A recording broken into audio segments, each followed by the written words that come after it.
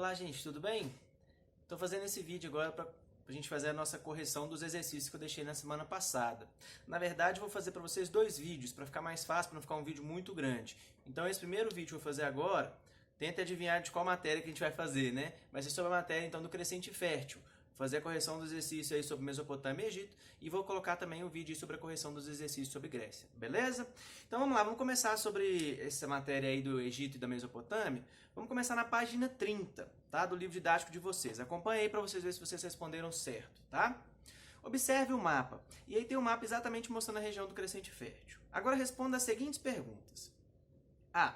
Qual elemento natural favoreceu a fixação de grupos humanos no crescente fértil? Meninos, esse elemento natural é extremamente importante, é os rios, né? Na verdade são os rios dessa região. O rio Nilo na região do Egito e o rio Tigre e Eufrates na região ali da Mesopotâmia. Esses rios são fundamentais para o desenvolvimento dessa civilização. Eu quero que vocês prestem bastante atenção na correção dos exercícios, porque esse capítulo teve muitas dúvidas. Alguns alunos procuraram, falando que não entenderam, principalmente em relação a esse capítulo aí. Então, à medida que a gente for corrigindo, eu vou explicando coisas novas também que vocês talvez não tenham entendido, beleza?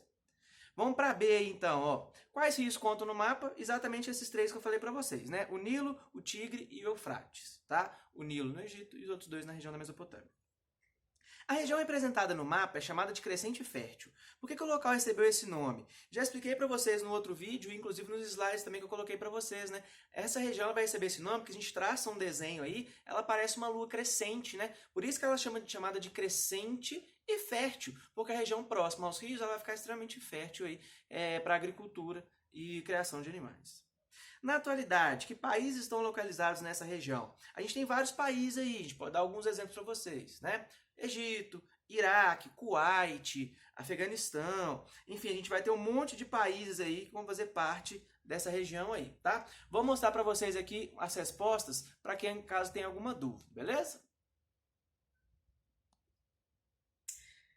Caso não tenha dado tempo de acompanhar, só pausar o vídeo e depois seguir aí. Vamos para a página 32.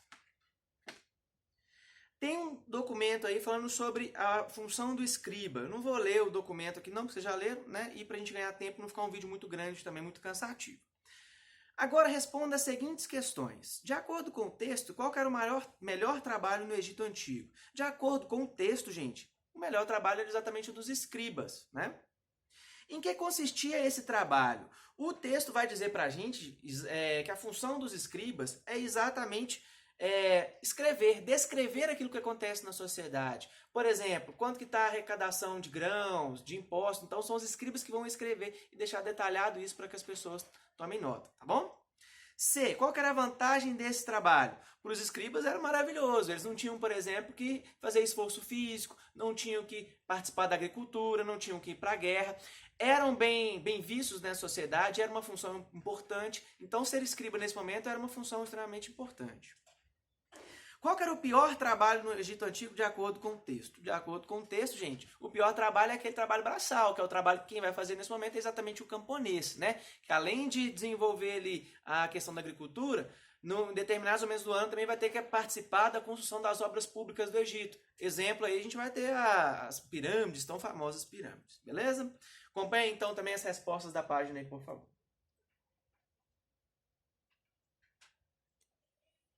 Caso alguém precise, dê pausa no vídeo, beleza? Vamos para a página 37 agora, então, corrigir os exercícios aí. E aqui já é importante, falando um pouquinho sobre a questão da religião, né?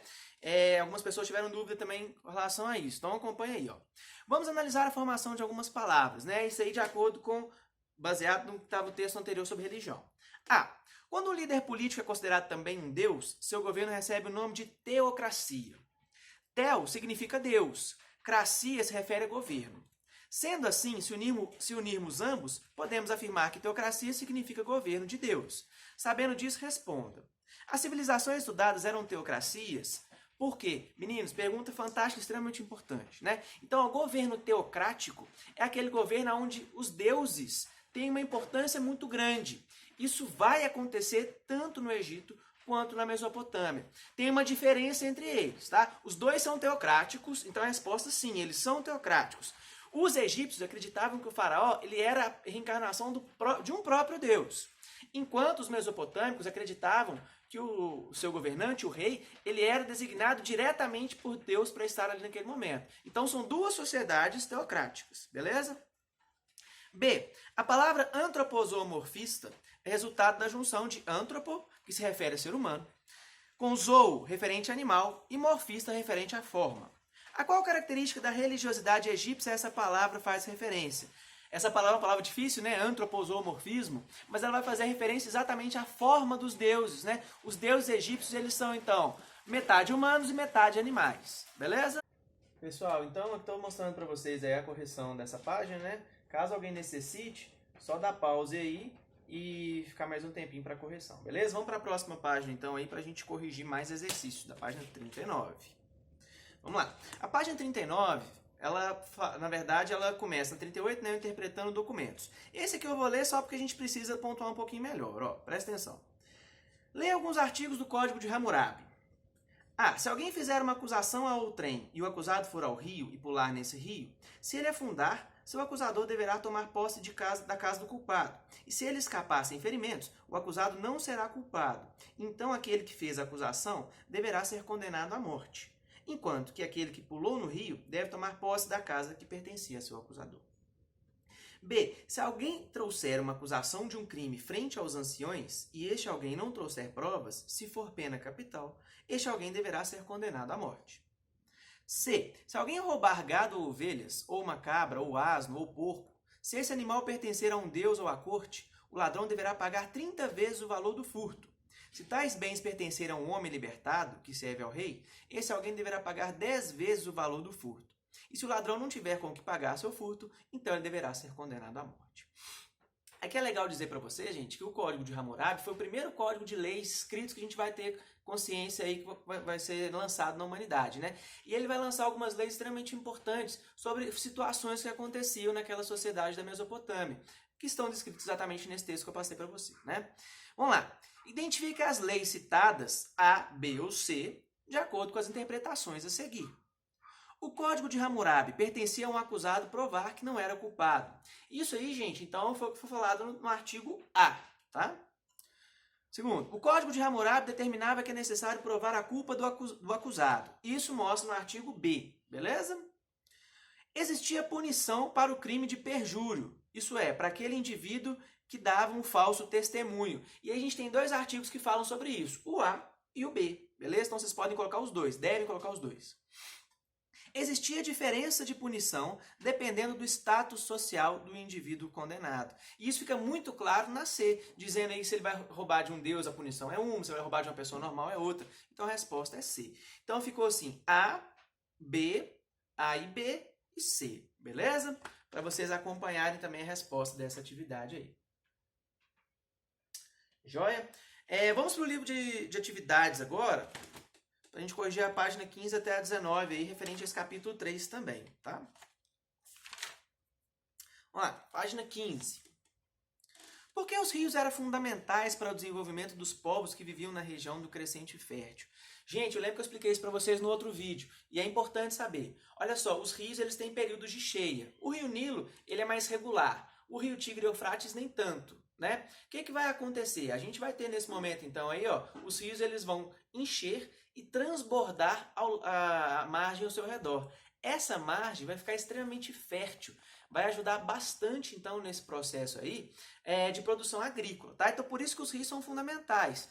Então, o rio ele vai ter essa função no desenvolvimento da agricultura, da irrigação, o próprio consumo de água, né? Além de peixes, a navegação. O rio, então, é fundamental nesse momento da história da humanidade, né?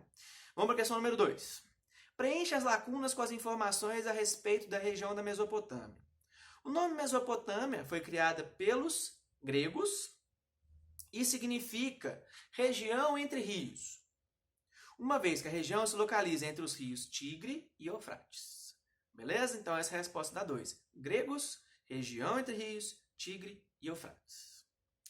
3. A respeito dos povos mesopotâmicos, leia as afirmativas a seguir.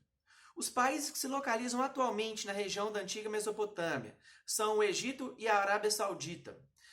O Egito não faz parte da Mesopotâmia. O Egito faz parte do Crescente Fértil, assim como a Mesopotâmia, tá? Então tá errado. A gente vai ter vários outros países que fazem parte. O Egito não.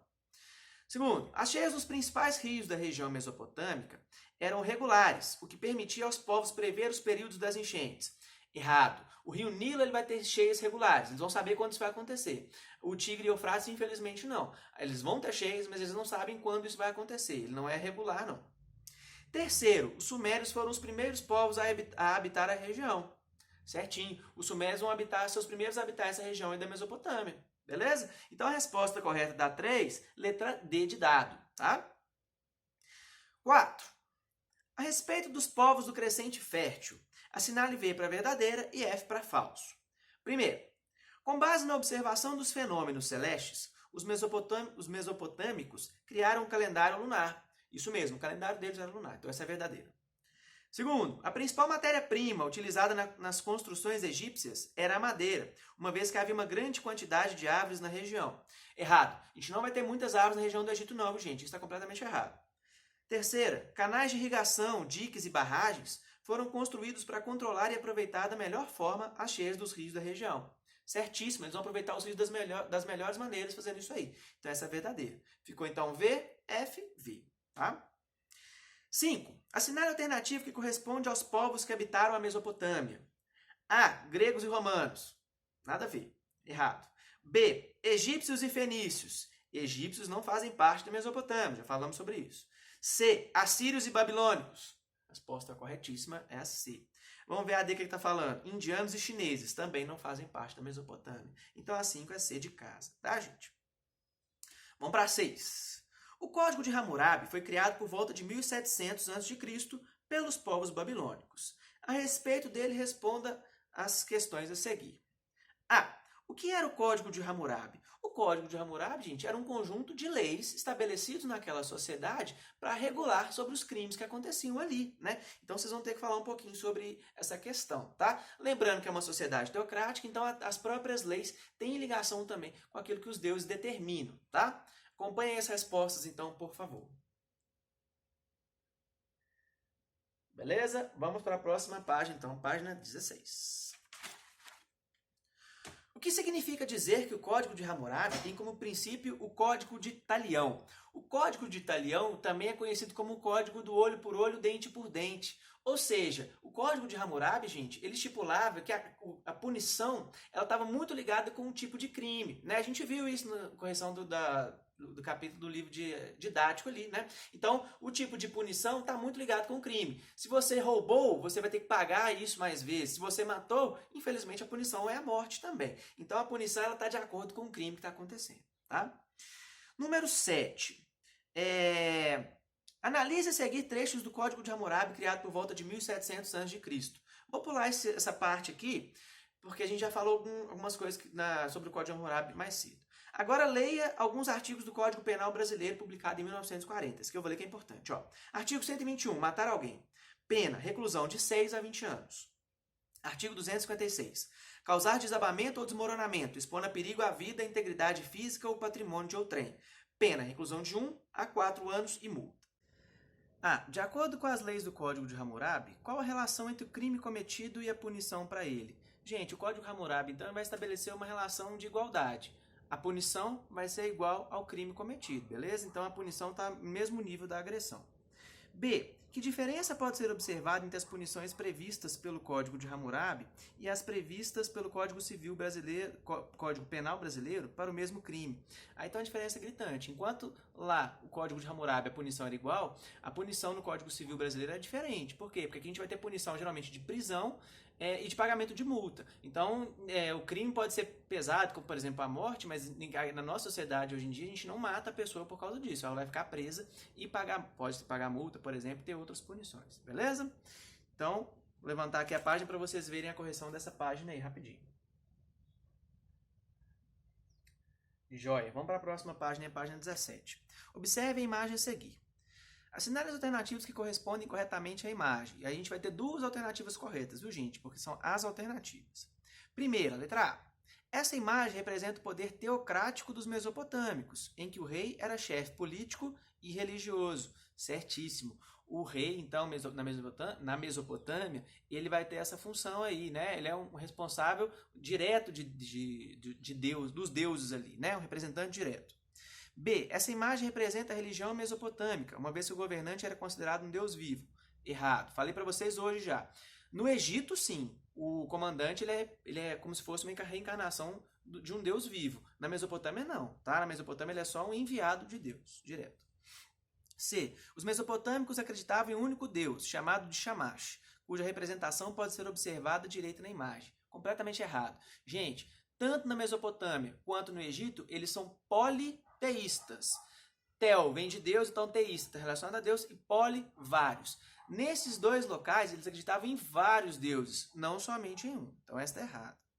D. As figuras do monólito do Código de Hammurabi representavam o deus Shamash, que determinava as leis, e o rei Hammurabi, que administrava as leis. Certíssima. É isso que está mostrando a imagem. Então, as duas alternativas corretas, a A e a D. Beleza? 9. Os escribas egípcios escreviam em A. Folhas de papel? Errado. B. Rolos de papiro? Isso mesmo, né? Papiro, que era uma planta encontrada na região ali do Egito que eles utilizavam para escrever. Certíssimo. C. Tabletes de argila? Errado. D. Tecidos? Errado. 10. Os egípcios criaram a escrita A. Cuneiforme? Errado. Cuneiforme vai ser criado na Mesopotâmia. B. Alfabética? Alfabética também não foi no Egito. C. Hieróglifica? Isso. Vai ser exatamente esse tipo de escrita que vai ser inventada lá. A hieróglifica, né? D. Cursiva? Não, né? Nada a ver. 11. Leia o texto a seguir. Com base no texto e em seus conhecimentos, explique a importância da invenção da escrita para a humanidade. Gente, a escrita é fundamental para a comunicação das pessoas, para a gente fazer documentos, para conseguir constar tudo que existe num local. Então, a escrita é fundamental no nosso dia a dia, né? Por exemplo, para mandar um recado pelo WhatsApp, para mandar um e-mail, para poder responder as tarefas. Então, a escrita é fundamental nesse processo aí de registro, informação, construção de conhecimento. Beleza? Dá uma olhadinha nas respostas dessa página aí, por favor. Beleza, vamos para a próxima página, página 18. Número 12. A respeito do Egito Antigo e da Mesopotâmia, associe os itens da primeira coluna com os respectivos significados da segunda coluna. Aí eu vou ler a segunda coluna e vou falar, então, o significado dela, beleza? Crença em vários deuses. Politeísmo, né? Letra E. Território que se autogoverna e tem as próprias leis. Cidade-estado. Letra D de dado. Suas enchentes possibilitaram o desenvolvimento da região do Egito Antigo, o Rio Nilo, né? Letra A. Tipo de escrita baseada em símbolos e gravadas em tabletes de argila como uma cunha, cuneiforme. É a escrita que vai acontecer na região da Mesopotâmia, tá? Responsável por produzir textos religiosos, registrar decretos dos faraós e calcular impostos. Essa é a função do escriba. Letra B de bola. Região onde se desenvolveram os povos mesopotâmicos. Eles vão se desenvolver entre os dois rios, né? O rio Tigre e o Eufrates. Letra C de casa. Beleza? 13. Encontre no caça-palavras as palavras para completar corretamente as frases. Primeiro, no Egito, as mulheres podiam ter propriedades, realizar comércio e até herdar o trono, diferente do que era na Mesopotâmia, né, gente? Já falamos sobre isso. 2. Disse de uma sociedade na qual grupos são considerados superiores ao demais. Hierarquizada, uma sociedade que tem hierarquia, né? Terceira, organizavam as cerimônias religiosas no Egito Antigo. Eram sacerdotes. 4. Os prisioneiros de guerra geralmente pertenciam à classe dos escravizados. 5. Formavam a maior parte da população e trabalhavam na agricultura. Camponeses. Na Mesopotâmia, a denominação atribuída ao rei era patese. Na sociedade egípcia, o faraó representava a encarnação do deus Horus. 8. Na Mesopotâmia, a nobreza era o grupo composto de sacerdotes, militares, escribas e comerciantes. Então, aqui as respostas para vocês da página 18. Beleza? Vamos para a nossa última página dessa sessão aí. Vamos lá, número 14. Com base no texto e seus estudos, faça o que se pede. A. Qual que é a importância do Rio Nilo para os egípcios? Diversas, né, gente? Já falamos. Questão da irrigação. As cheias do Rio Nilo propiciam, então, o desenvolvimento da agricultura, a pesca, transporte, dentre outras coisas mais. Que atividades praticadas no Egito são mencionadas no hino? Aí no hino são mencionadas a criação de animais, agricultura, pesca e as atividades nos templos, tá? C. Cite 2 obras realizadas pelos egípcios para aproveitar melhor os recursos do Nilo. Pode citar vários, tá, gente? Vou dar exemplos aqui. Os diques que eles faziam para represar as águas, por exemplo. A irrigação que eles colocavam também para poder desenvolver a agricultura. Vocês podem falar, por exemplo, sobre construção de embarcações para navegar no Rio Nilo, dentre outras coisas, tá? Número 15. Com base no texto e seus conhecimentos, faça no caderno que se pede. A. Porque nunca faltava comida a um escriba. O escriba, gente, ele tinha um grande status social naquela sociedade, né? Ou seja, ele era muito bem visto, era uma profissão muito digna, vamos dizer assim, né? Então ele era sustentado para poder exercer aquela profissão. Então ele nunca passava fome, né? Essa era a profissão dele, escrever sobre as coisas importantes que aconteciam no Egito. B. Descreva as tarefas de um escriba no Egito Antigo. Então, ele fazia diversos registros. Por exemplo, questão de censo, né? Ele tinha que anotar a população do Egito. Os escribas também tinham que analisar e escrever sobre os alimentos que estavam estocados, para ver se ia faltar de um ano para o outro, né? Eles faziam textos religiosos, né? Enfim, os escribas têm diversas funções nessa sociedade aí, beleza? Aqui a folha aí para vocês corrigirem aí, para quem teve alguma dúvida, tá? Gente, vou ficando por aqui então, tá? Quem tiver alguma dúvida, não tiver entendido qualquer coisa sobre esse capítulo de Mesopotâmia, manda para mim um recado no e-mail, pelo comentário também no YouTube, que eu respondo para vocês. Mas fala qual que é a dúvida específica de vocês. Eu fiz um apanhadão nesse vídeo aqui corrigindo, porque acho que vai conseguir responder as principais dúvidas. Mas aí vocês mandam para mim também em relação a qualquer coisa que não tenham entendido aqui. Beleza? Até a próxima.